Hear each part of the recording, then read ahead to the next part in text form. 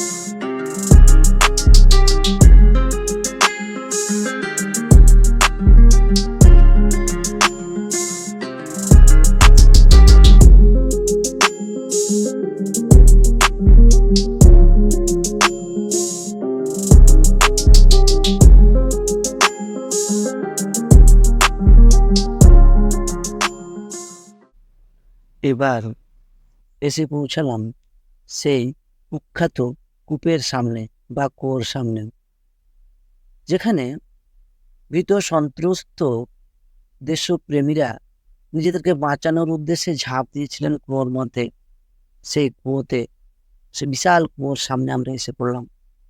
সেখান থেকেই পাশের যে ওয়াল, সেই ওয়ালে দেখতে পাচ্ছি তৎকালীন সময়ে যে নৃশংসভাবে গুলি চালনা করা হয়েছিল, সেই গুলির দাগ আজও অক্ষত অবস্থায় রয়েছে। মানুষকে দেখানোর জন্য, আমাদেরকে বোঝানোর জন্য তার চিহ্নিত করা রয়েছে। আমরা সেগুলো দেখে ভাবছিলাম সেই লজ্জার কাহিনীর কথা। দেশমাতৃকার চরণে সঁপে দেওয়ার জীবনগুলোকে কিভাবে ইংরেজরা নৃশংসভাবে গুলি করে হত্যা করেছিল, তা আজও বর্তমান আমাদের চোখের সামনে। দেখতে দেখতে হৃদয় যেমন ভারাক্রান্ত হয়ে উঠেছিল, ঠিক একইভাবে গর্ব অনুভব করছিলাম ভারতবাসী হিসাবে। গর্ব অনুভব করছিলাম পাঞ্জাব সম্পর্কে। কিভাবে নিজেদেরকে তৈরি করেছিলেন, কিভাবে নিজেদেরকে প্রস্তুত করেছিলেন, কিভাবে আমাদেরকে স্বাধীনতার স্বাদ পাওয়ানোর জন্য নিজেদের জীবন বলে দিয়েছিলেন, তা ভাবতে ভাবতে নিজেরা উদ্বুদ্ধ হয়ে উঠেছিলাম। নিজেরা যেন এক অনন্য উচ্চতায় তাদেরকে বসানোর চেষ্টা করছিলাম। এই সেই অমর জ্যোতি, জালিয়ানওয়ালাবাগের হত্যাকাণ্ডে যে সমস্ত দেশপ্রেমী, যে সমস্ত অমর শহীদ দেশমাতৃকার চরণে জীবন সমর্পণ করেছিলেন, তাদের উদ্দেশ্যে নির্মিত এই অমর জ্যোতি। এই অমর জ্যোতি অবিরাম প্রতিনিয়ত প্রজ্বলিত হয়ে চলেছে প্রত্যেকটি মুহূর্তে তাদের উদ্দেশ্যে।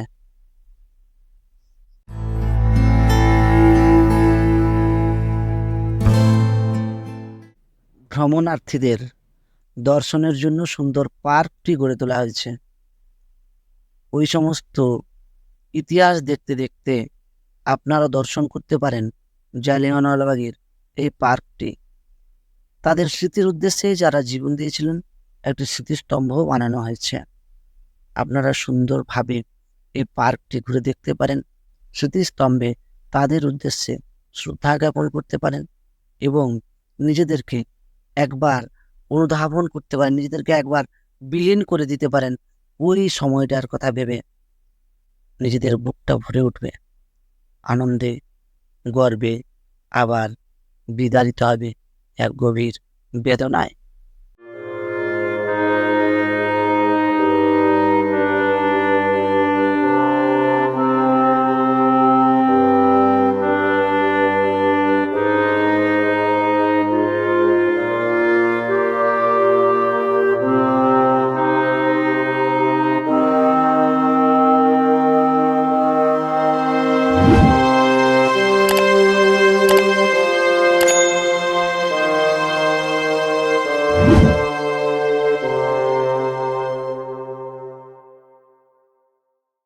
জালিয়ানওয়ালাবাগ দেখে ভারাক্রান্ত হৃদয়ে আমরা এগিয়ে চললাম আরেক ইতিহাসের সাক্ষী হতে।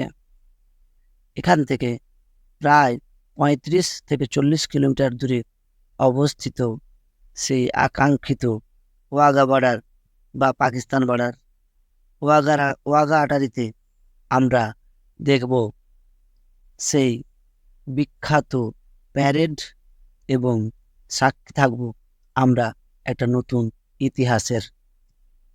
এসে পৌঁছলাম, সামনে বিরাট লাইন, আমরাও লাইনে দাঁড়িয়ে পড়লাম। রোদ উঠেছে, বেশ রোদ। সবাই যে যার মতন করে মাথা ঢাকিয়ে নিয়েছে কোনো না কোনো কাপড়ে। আমরাও মাথা কাপড়ে ঢাকিয়ে দাঁড়িয়ে পড়লাম ওই ওয়াঘা বর্ডার বা ওয়াঘা আটারিতে ওই প্যারেড শোয়ের জন্য।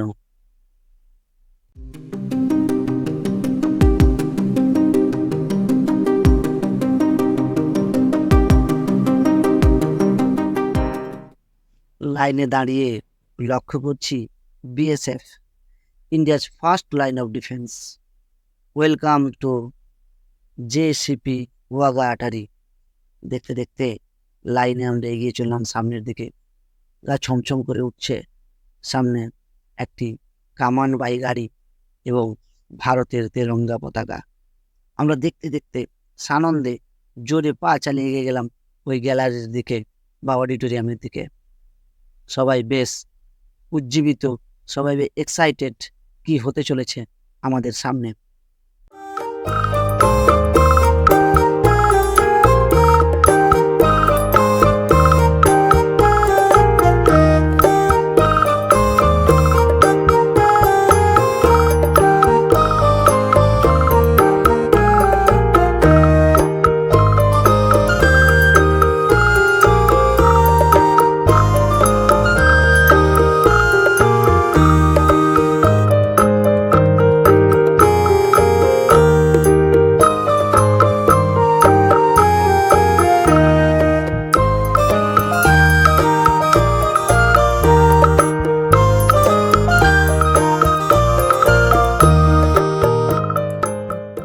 ঢুকে পড়লাম গ্যালারির মধ্যে।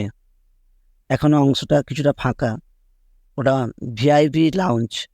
আর তার পরের যে অংশটা বিএসএফ লেখা, সেখানে প্রত্যেকে অধীর আগ্রহে বসে পড়েছেন। আমিও চারদিকটা ঘুরে ঘুরে আপনাদের ওই গ্যালারিটা দেখানোর চেষ্টা করছি। ভারতবর্ষের জাতীয় পতাকা, বিএসএফের পতাকা, সেই সঙ্গে একটা বড় তেরঙ্গা পতাকা উড়ে চলেছে। দেখতে দেখতে ভারতবর্ষের প্রতি, ভারত মাতার প্রতি আমাদের মাথা যেন নুয়ে এলো। প্রচণ্ড গরমে সবাই হাঁসফাঁস করছেন। আমিও দেখতে পাচ্ছি কেউ পাখা নাড়ছেন, কেউ রুমাল দিয়ে মুখ মুছছেন। প্রত্যেকে কিন্তু এক অধীর আগ্রহে অপেক্ষা করছেন আমরা ঠিক কী দেখতে চলেছি।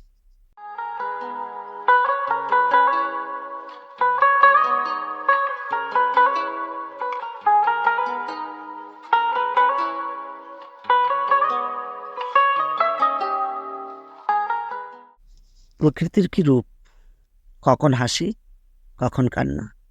যে রোদ এতক্ষণ আমাদের ঘর্মাক্ত করে তুলেছিল, এখন আকাশে এক গুচ্ছ মেঘ, এক কালো মেঘ যেন ধেয়ে এলো আমাদের স্টেডিয়ামের ওপরে। দেখতে পাচ্ছি যে পতাকাটা উল্টো দিকে ঘুরছিল, এখন উল্টো দিকে উড়ে চলেছে পথপথ করে। আর বিশাল কালো মেঘ আমাদের এই স্টেডিয়ামটা যেন ঢেকে দিল। বিশাল এক পশলা বৃষ্টি হয়ে গেল। আমরা সামনে বসে এই দৃশ্যগুলো দর্শন করার, সাক্ষী থাকার জন্য আমরা সামনে বসে পড়েছিলাম। কিন্তু ওই এক পশলা বৃষ্টি সব কিছু তছনছ করে দিল। আমরা বাধ্য হলাম সেই সামনের সারি থেকে অনেকটা উপরে উঠে আসতে, যেখান থেকে পুরো দৃশ্যটা সুন্দরভাবে হয়তো চাক্ষুষ করতে পারবো না, কিন্তু তবুও যেটুকু দেখতে পাবো আপনাদের সঙ্গে নিশ্চয়ই শেয়ার করব। দেখতে পাচ্ছি প্যারেড শুরু হয়ে গেছে। ভারতবর্ষের ব্যাটালিয়নরা তাদের প্যারেড করে চলেছেন। ওইদিকে পাকিস্তান বর্ডারের সীমানা এখনও খোলেনি। ওপারেও দেখতে পাচ্ছি তাদের সেনানীরা মহড়া দিয়ে চলেছেন। সামনে সেই বিখ্যাত বর্ডারের গেট, হাত বাড়ালেই পাকিস্তান। যেন গায়ের লোমগুলো ফুলে উঠছে, দাঁড়িয়ে পড়ছে, খাড়া হয়ে যাচ্ছে। ভাবতে পারিনি কখনো এরকম একটা দৃশ্যের, এরকম একটা ইতিহাসের সাক্ষী থাকতে পারবো। এসে গেল সে মহেন্দ্রক্ষণ। সবাই প্রস্তুত পাকিস্তান বর্ডারের সেই গেট খোলার জন্য। আমরাও অধীর আগ্রহে অপেক্ষা করছি। ঠিক তাই, গেট খুলে গেল এবং আমাদের সামনে উন্মুক্ত হলো ভারত পাকিস্তানের সেই মর্ম দুর্ভেদ্য বর্ডার। দেখতে পাচ্ছি হাত বাড়ালে যেন পাকিস্তান আমাদের চোখের সামনে, আমাদের হাতের সামনে। দুদিকের দু দেশের সেনানীরা তাদের প্যারেড চালিয়ে চলেছেন। একটা মৈত্রীর আবহ যেন এখানে বর্তমান। আমরাও সেই মৈত্রীর আবহে নিজেদেরকে সাক্ষী রাখতে পেরে গর্বিত অনুভব করছি।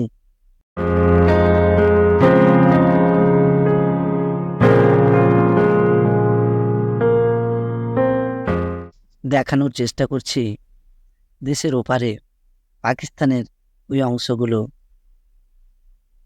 পাকিস্তান যেন আমাদের কাছে একটা কি বলবো, যেন ওটা শত্রুতার আবহে পরিবেষ্টিত। কিন্তু এখানে নিজেকে যেন অন্যভাবে অবলোকন করছি।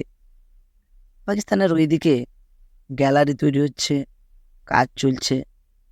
একদিন চোখের সামনে দেখিনি পাকিস্তানের জাতীয় প্রতীক। এখানে ভারতবর্ষ এবং পাকিস্তানের জাতীয় প্রতীক বর্তমান। বেশ নিজেকে যেন নতুন করে আবিষ্কার করছিলাম।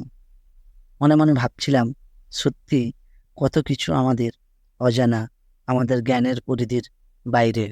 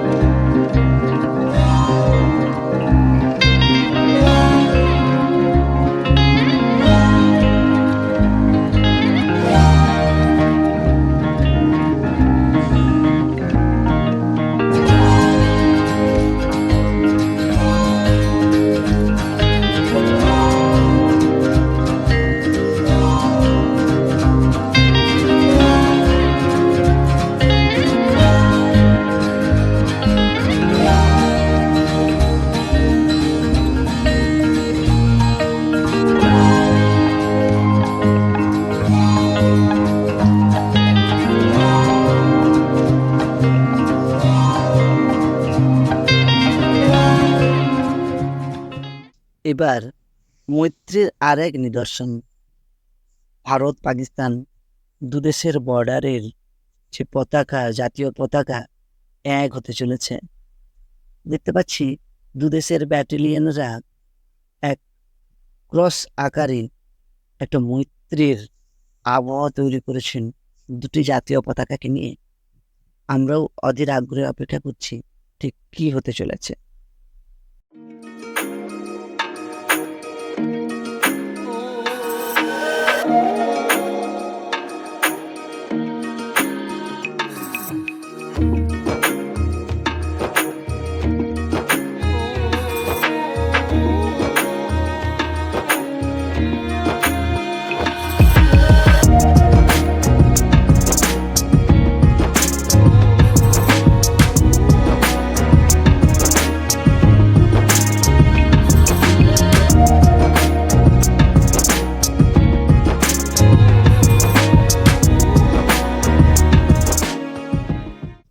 দুদেশের পতাকা নেমে আসছে, একটু একটু করে নেমে আসছে দুদেশের পতাকা।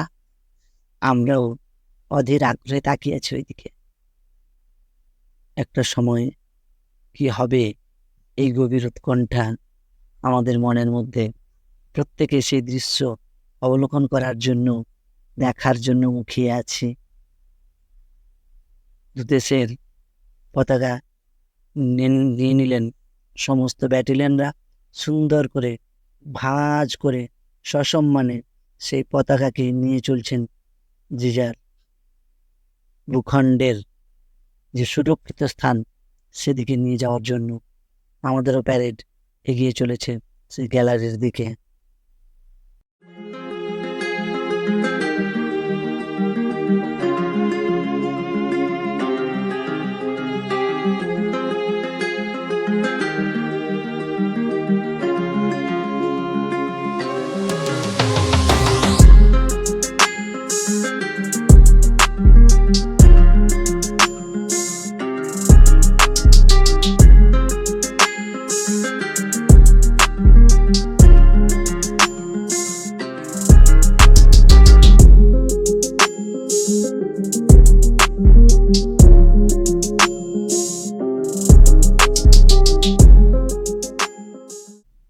প্যারেডও প্রায় শেষের দিকে। দেশের সেনানীরা তাদের বোধহয় অন্তিম কর্মকুশলতা প্রদর্শন করার চেষ্টা করছেন। আমিও সেই কথাটা বলে আজকে শেষ করব, যে কথা প্রত্যেকবারই আপনাদের বলে থাকি। আমাদের এই চ্যানেল যদি আপনাদের ভালো লাগে তাহলে অবশ্যই অবশ্যই আমাদের চ্যানেলটিকে সাবস্ক্রাইব করবেন, লাইক করবেন, শেয়ার করবেন, যাতে আমরা আরও ভালো ভালো ভিডিও আপনাদের সামনে তুলে ধরতে পারি। সেই সঙ্গে বলবো, আগামী পর্বে আবার দেখা হবে। ততক্ষণ সুস্থ থাকুন, ভালো থাকুন, সঙ্গে থাকুন, এনজয় করুন।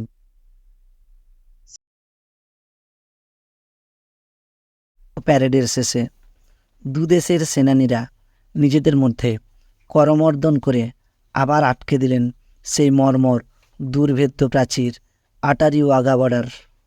শেষ হলো আমাদের জার্নি। দেখা হচ্ছে আগামী পর্বে। নমস্কার, ধন্যবাদ।